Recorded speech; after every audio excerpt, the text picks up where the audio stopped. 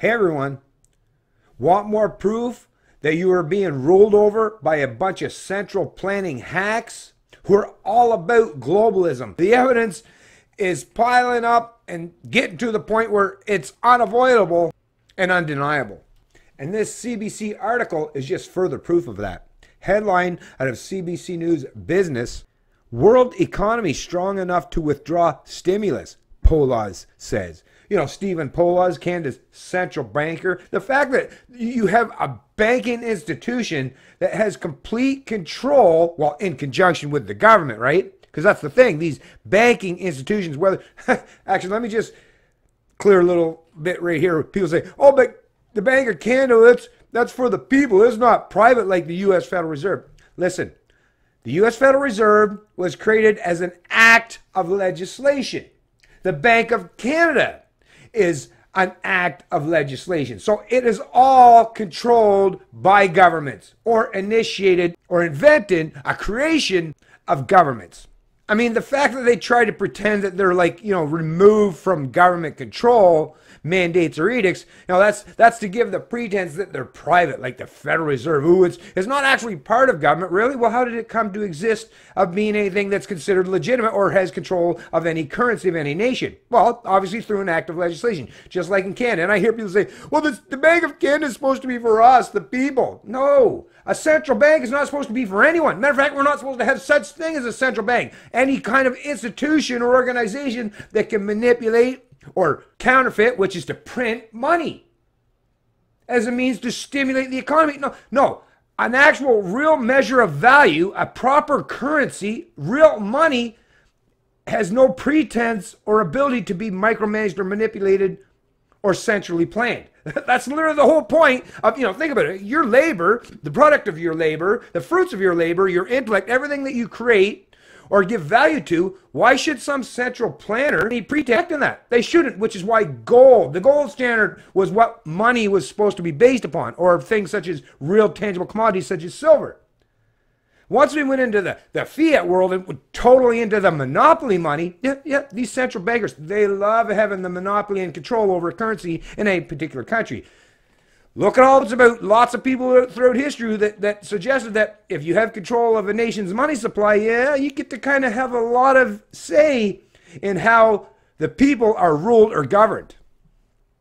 Foremost, there should never be such thing as a central bank. Crap, who the recipients or benefactors are as a result of central banks. In fact, world economy strong enough to withdraw stimulus. Why would a Canadian central banker care about the world economy? That's supposed to be Canada's central bank, right? And first of all, why does a central banker get to dictate interest rates?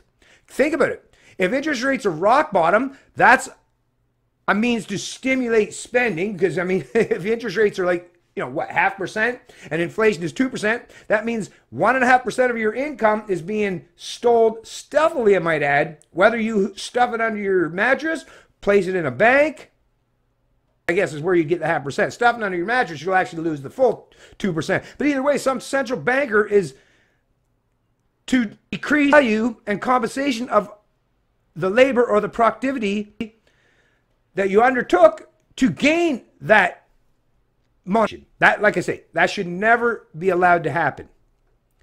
Or should the fact that, you know, someone halfway around the world, why the hell would our central bank care about, you know, the economies of, let's say, Nigeria? Well, what the? Once again, you got to, I can't get into it in this video, folks, but trust me, I've done enough videos in the past. Just search through my history. There's over 700, I think 30 videos I've got now. Or if you don't want to use my videos and you want to listen to other people, just start typing in these things. Key searches like central banks, monetary stimulus, fiat currencies. There's all kinds of key words that you can use in terms to help expand and educate you in regard to what is central bank all about? What do they mean? What does it entail? Why do we have such a thing? Like I say, you need to start learning about these things. Now, I will eventually, I'll do a lot longer videos, and I'll delve really deep into these topics of central banks, because that is something I think Canadians really need to learn about, because that's seriously lacking, especially in our education system. Governor of Bank of Canada aiming for neutral bank rate of 2.5 to 3.5%, but doesn't say how soon. So once again, now neutral would be considered, what's neutral? Why does the central bank get to dictate what is considered a neutral interest rate? The market, people.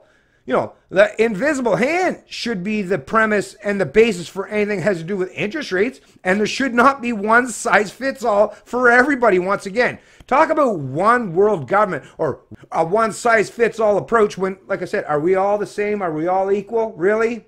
That's not the case. So why would we pretend that when it comes to our currency, that there should be a one size fits all for everybody?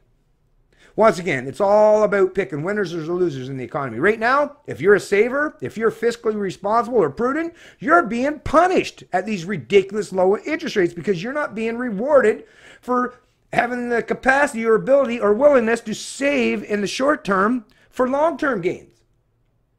If you're saving now, once again, you're not actually saving anything. It's actually being eroded constantly by inflation. That's a consequence of these central bank policies.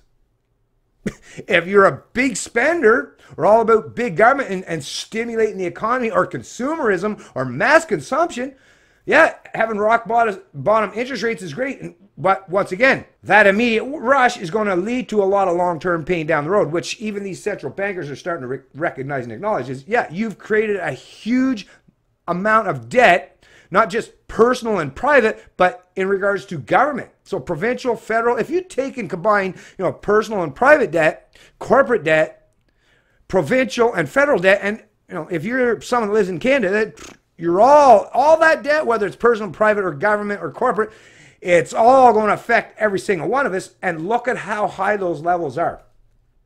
Historically, we've never seen anything like this. We're at levels that are completely outside the norm. No, it's all about kicking the can down the road, getting that extended credit line or getting another credit card and putting your debt obligations on that and then making your what?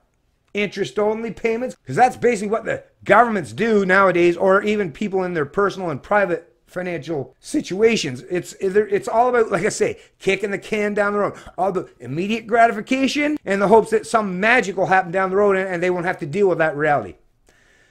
Now, your day of reckoning is coming, folks, which is why I've been way far away and removed.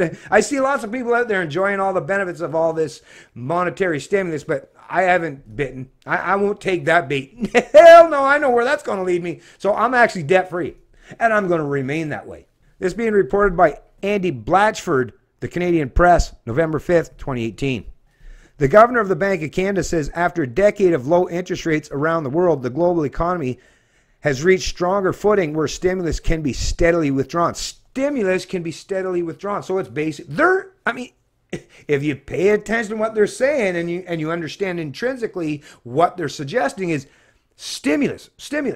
Once again, it's like putting that drug in your arm, as Peter Schiff has alluded to many times in past videos that he's done. You might want to look to some of his predictions prior to the housing crash when all the people were saying, oh, no, that's not going to happen. Peter, you're outrageous. What are you saying? And then it happened and everyone's like, shit, Peter was right all along. Once again, you got to pay attention to people that are actually in tune and very knowledgeable in regards to macroeconomic fundamentals and principles. Listen to people that just want to give you a sales narrative or a short 30-second soundbite that suggests that everything's okay and it's only going to be nothing but roses and sunny ways for all of eternity and for all of infinity with no downside risk. Oh, if you want to believe those folks, well, yeah, you go right ahead. But ultimately, they're not going to be the ones going to bail you out, well, unless you're a big corporation. But if you're just a single individual or a lowly serf subject or slave in country or any of these other Western economies, yeah, you're not the one that's going to get bailed out. No, sorry. To these central planning hacks, you're nothing. You mean nothing. Yeah, we can let you fail and be insolvent, but there are some corporations and institutions that, hey, they're too big to fail, so they'll bend over backwards to satisfy whatever immoral desires they may have. Stephen Polis's remarks Monday came as the Bank of Canada signals it will gradually raise its benchmark interest rate from its current level of 1.75% to a so-called neutral stance of somewhere between 2.5% and 3.5%. The big question is how quickly the rate will rise. Pola has recently introduced the central bank's fifth interest rate hike in 15 months and warned Canadians, many of whom are carrying high levels of debt, to get used to the idea of 3% interest rates as the new normal. First of all, 3%, that's the central bank lending rate. That's not what the bank's going to give you for your mortgage. Why wouldn't someone that's putting forward this article point that out? Was this article only meant to be read by the banking institutions that borrow from the central bank? Or these crony or crown corporations or the government? Because those are the only people that get to borrow at these ridiculous rates. When you go to get a mortgage, you're going to see that it's not 1.75%, right? Not even close to that, is it? So come on. Once again, you're already seeing some deceptiveness happening, and we've only made it in, what, a couple paragraphs? In prepared remarks of Pola's speech Monday in the United Kingdom, he said the world economy has made considerable progress in shaking off the effects of the 2007-2008 financial crisis. Interest rates around the world have remained very low over that period. So once again, this is Canada's central banker, and yet they're talking about the global economy. Tell me these aren't globalists, right? Like I say, nothing conspiratorial. I'm not offering anything that's not right here. And yes, I always post a link to the articles in the description of my video. So, hey, if you think that I'm trying to say something that's not legit, it's going to be right there for you. Proof is always offered for anything that I talk about. Stimulus can be withdrawn. Well, stimulus should never be even something that can happen, because that stimulus is printing of money which devalues and depreciates the value of that money or that currency, which, yeah, let's not call it money. Let's just call it currency, fiat currency.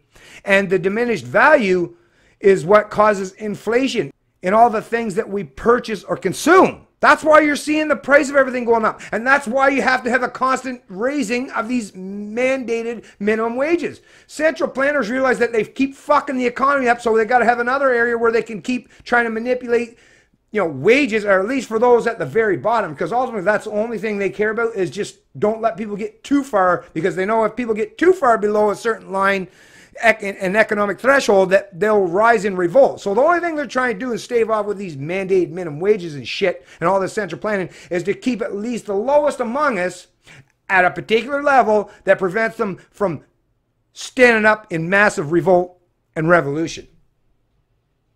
But these kind of articles, that's all about sending a message to the, like I say, these crony or crown corporations or the banksters or big government. These collectivists, these socialists who now, like I say, they just want to create a one-size-fits-all for everybody. They just want to use this globalism, this globalist, this global communism, that is more or less global collectivism. Hey, let's not use communism or socialism, because they might tweak fascism even.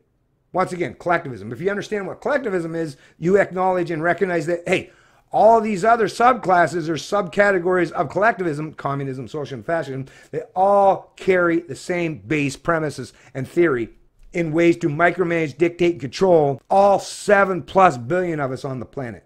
Anyways, like I say, I'll post a link to this article in the description of the video below. But once again, folks, Canadians, I think the most important thing you can do is start to learn about macroeconomics. Go all the way back to people like Adam Smith and even John Locke, and start in regards to understand what property rights entails. Start watching videos and reading literature or novels. Anything has to do with Milton Friedman, Friedrich Hayek, Ludwig von Mises, the Austrian economists.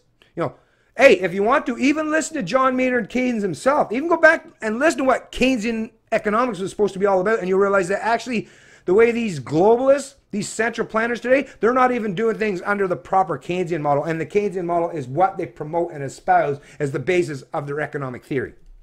But you'll see that actually, John Maynard Keynes, he more or less suggested that you use a little stimulus in a short term, when the economy is crashing. But once again, we're a decade out and removed from the Great Crisis or the Great Recession that would have been a Great Depression. And that Great Depression wouldn't have been for everybody. All of us who are economically and fiscally responsible, you wouldn't suffer that depression. You'd have some minor hardships, of course, because of other people. Maybe you wouldn't be able to get their services. But if you're self-reliant, self-sufficient, or you have a good group of people or a community that you can rely on each other, you wouldn't have suffered anything. Hey, talk to some of your grandparents, if they're still alive, that went through the Great Depression of the 1920s and 1930s, and you'll find out actually a lot of people that lived in rural communities or who were mostly self-reliant, Great Depression, they'd say, what are you talking about? It was just status quo for me. It was always the same old, same bull. No, the people that suffered the most under the Great Depression were all these people that played into or fell for these Ponzi schemes. Just like today, the big corporations, these cronies, these central bankers and big government, those are the people who will suffer the most if there's a genuine economic reset or crash. For the average person, the average Canadian, you'll benefit. You'll get to buy houses and have a lot of things afforded and benefit to you at rock bottom prices because they'll get back to proper correlation in regard to your wages and what you can rightfully afford. When they use the fear tactics to suggest that, ooh, we got to be scared in case there's a great... No, like I say, there's a certain portion of the country that have been benefiting from all this stimulus. They're the ones that'll suffer. You, as just an average Canadian, you're not going to suffer if we have to go through a great reset or a depression or a recession. Oh, slightly, maybe. But like I say, that's where it's wise and prudent upon you to start doing the right things. Put your heads in order now and then say, hey, go ahead, let the economy crash. I'm ready. I've been ready. I've been ready for a decade. I've been ready, actually, even before this great crash, this great recession happened. And I'm definitely ready now because I've been making sure that I've been crossing all my T's and dotting all my I's and put myself in a position that no matter what they do, I'm going to be okay. And the people I care about, we're going to be okay. I suggest you start doing the same. It's Canadian Libertarian, and I love liberty.